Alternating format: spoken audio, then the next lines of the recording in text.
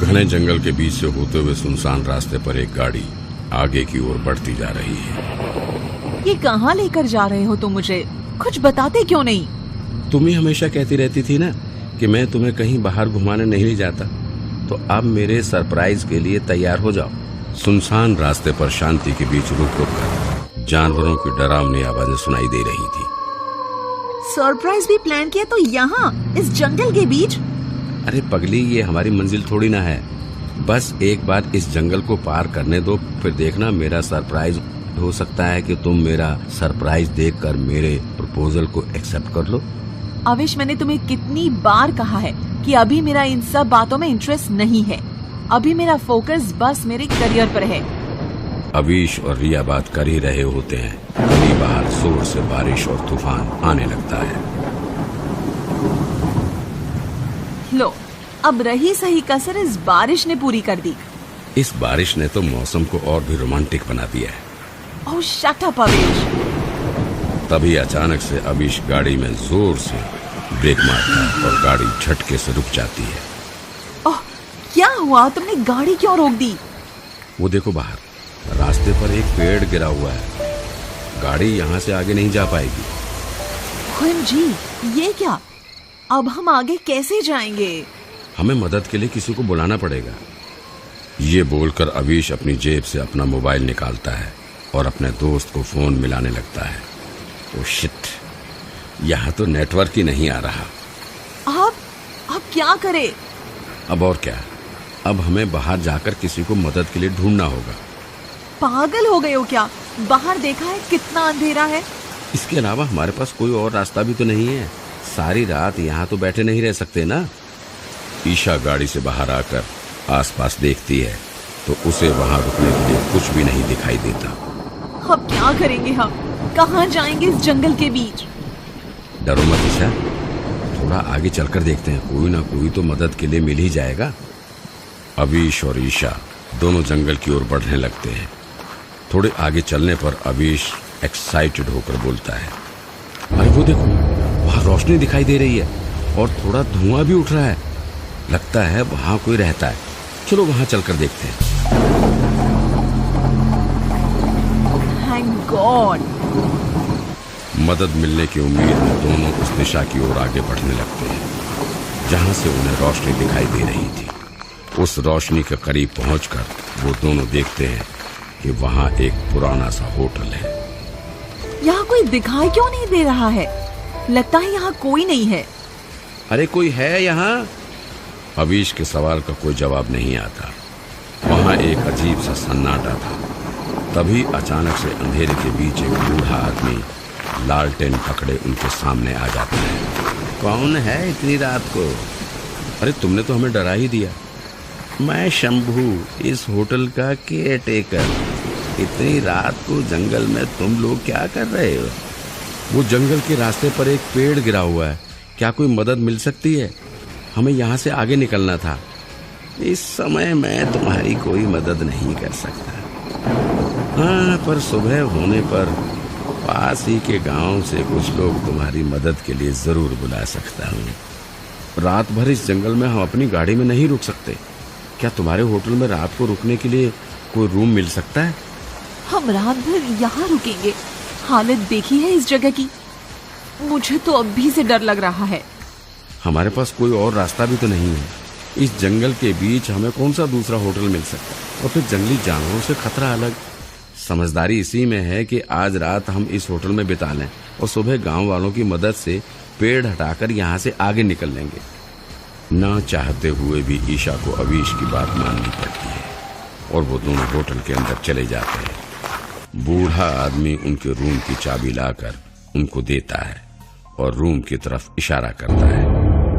इस रूम का नंबर भी तो 13 है। इतना अशुभ रूम ही मिला था हमारे लिए। हमारा होटल बहुत छोटा सा है और यही अकेला ऐसा रूम है जहां 2 लोग एक साथ रुक सकते हैं। बस एक रात की ही तो बात है। कल सुबह तो हमने वैसे भी निकल ही जाना है यहाँ से। वो बूढ़ा आदमी उनको रूम के गेट तक छोड़कर वहां से चला जाता है। अभीश गेट खोलकर लाइट ऑन करता है। अभी बस लाइट को ऑन किया ही था कि अगले ही पल लाइट अपने आप ही चली जाती है और चारों तरफ अंधेरा हो जाता है। हाँ, ये लाइट कैसे चली गई? ये बोलकर ईशा अपने मोबाइल की लाइट जलाकर इधर उधर देखने लगती है। तभी एकदम से अंधेरे के बीच उसके सामने एक लड़का आ जाता है। वो लड़का एक स्विच को ऊपर उठाता है और लाइट ऑन हो जाती है। कौन हो तुम और यहाँ क्या कर रहे हो? जी, मैं इस होटल के केयरटेकर शंभू का बेटा हूँ। सुनील नाम है मेरा। अरे यार, तूने तो हमें डरा ही दिया। जी, ये स्विच डाउन हुआ था, अब मैंने इसे उठा दिया है। अब लाइट बंद नहीं होगी और अगर आपको किसी भी चीज की जरूरत हो तो मुझे बुला लेना। सुनील के वहां से जाने के बाद अविश और ईशा दोनों साथ बैठकर टीवी देखने लगते हैं। जल्दी चैनल चेंज करो प्लीज। क्यों, क्या हुआ? ये भी कोई टाइम है हॉरर मूवी देखने का?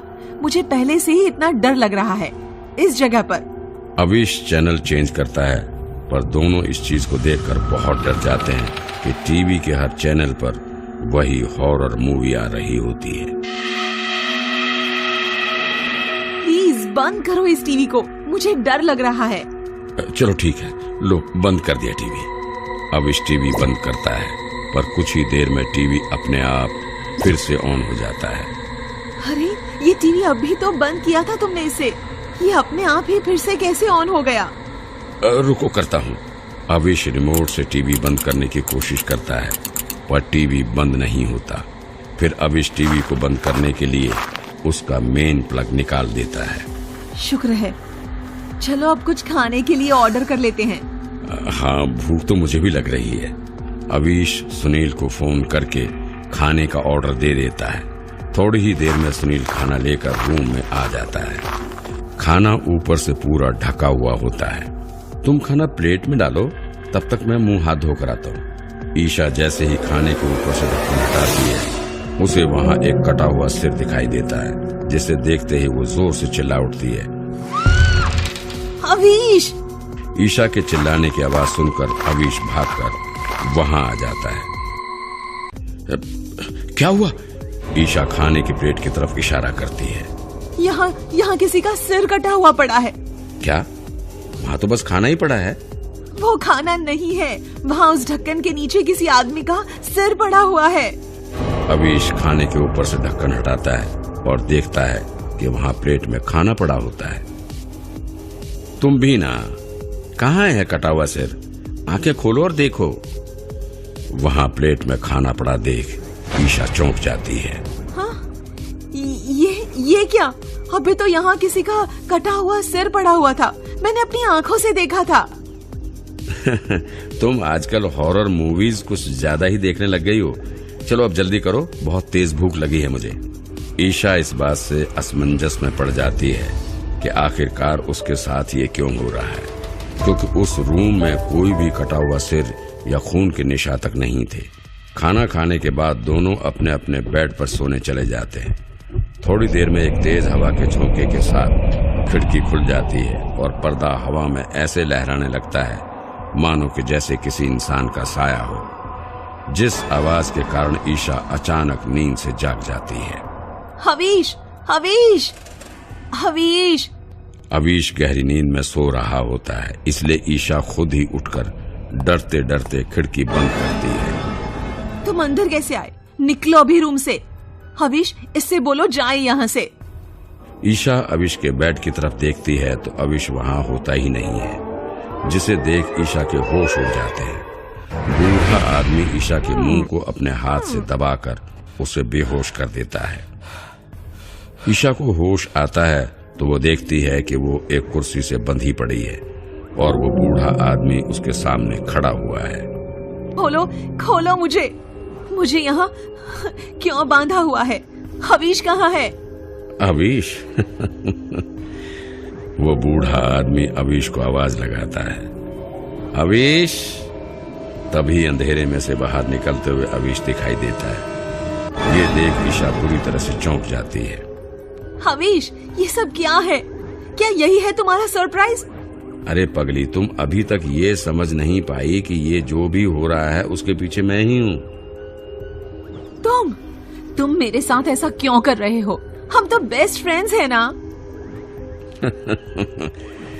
Best friends?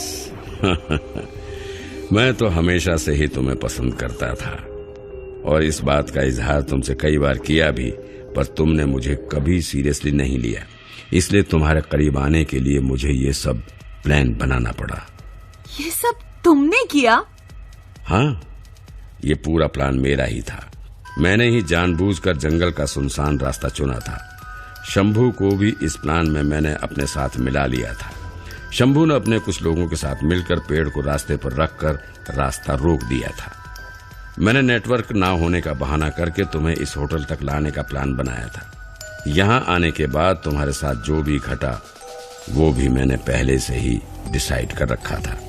तुम मुझे यहाँ बस अपना मतलब पूरा करने के लिए लाए थे? मैंने तुम्हारा क्या बिगाड़ा है जो तुम मुझसे बदला ले रहे हो? मैं तुम्हें कभी किसी और के साथ नहीं सोच सकता, पर तुमने मेरे प्यार की कभी कदर ही नहीं की। ये पागलपंती छोड़ो और मुझे खोलो। जाने दो मुझे यहाँ से। तुम्हें क्या लगता है इतनी मेहनत करने के बाद मैं तुम्हें ऐसे ही जाने दूंगा? अब तुम्हें मेरी होने से कोई नहीं रोक सकता। अवीश ईशा की तरफ बढ़ ही रहा होता कि एकदम से रूम की बत्ती गुल हो जाती है। अरे ये लाइट कैसे चलेगी? शंभू देखो जल्दी। शंभू रूम से बाहर जाकर देखता है तो उसे मेन स्विच ऑफ किया हुआ मिलता है।